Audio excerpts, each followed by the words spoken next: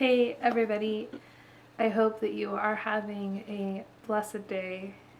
God is pretty amazing and he brings us through so much.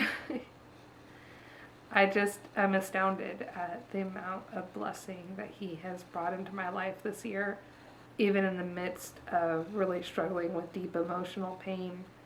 He has just so abundantly provided and showed me his love with such patient, loving kindness. And it's been amazing.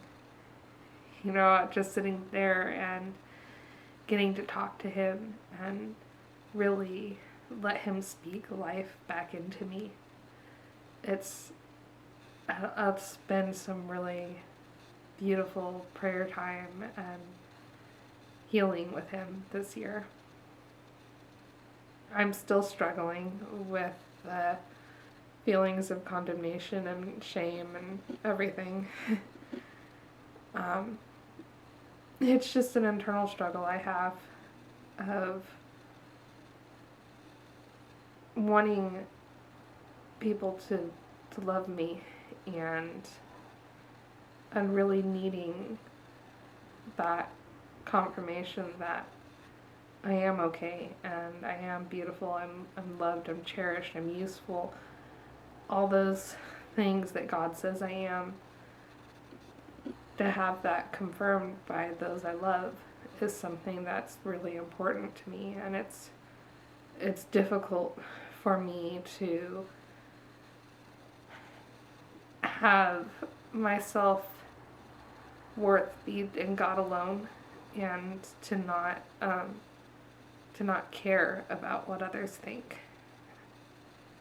It's a struggle, and I'll go through periods where I can fully rest in what God says, and then something happens, and those old thought processes that were my default for all my unsaved life just come back up, and the shame and the condemnation and the self-loathing, it all starts cycling back up again. So I thought I would try something. Was talking about how the power of life and death is in the tongue, and what we are thinking becomes our reality, and that's why we need to take thoughts captive and think of what is lovely and pure and keep our minds on thoughts above and not on earthly things and all of that stuff. And so I was listening to a video, and it was talking about how there was this experiment with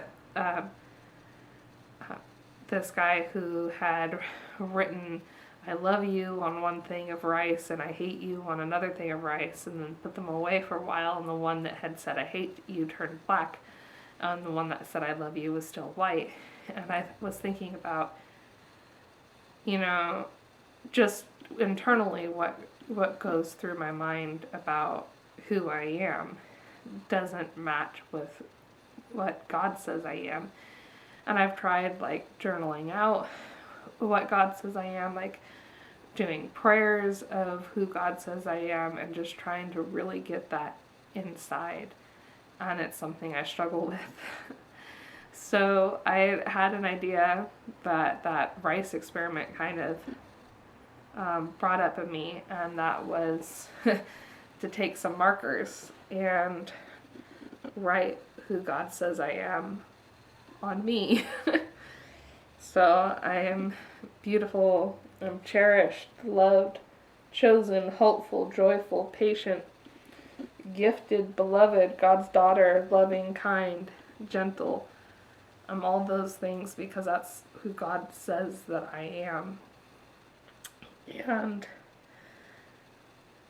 I'm writing them on me in order to affirm to myself that that's who I am, no matter what the enemy plants in my head and the things that I'm told about myself.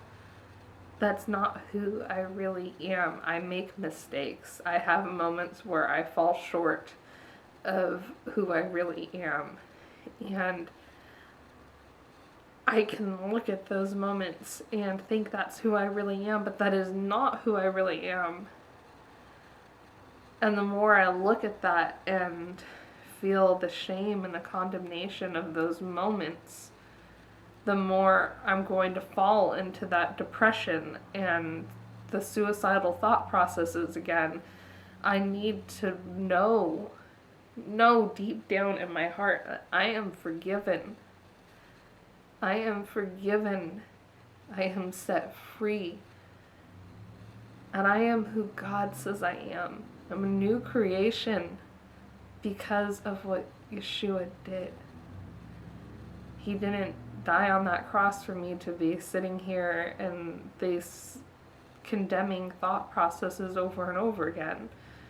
And it's so hard to stop. It's so difficult to stop. But you can do it through Yeshua. So I'm still fighting. And yeah, I think I forgot to write forgiven. I'm gonna have to write that somewhere. But yeah,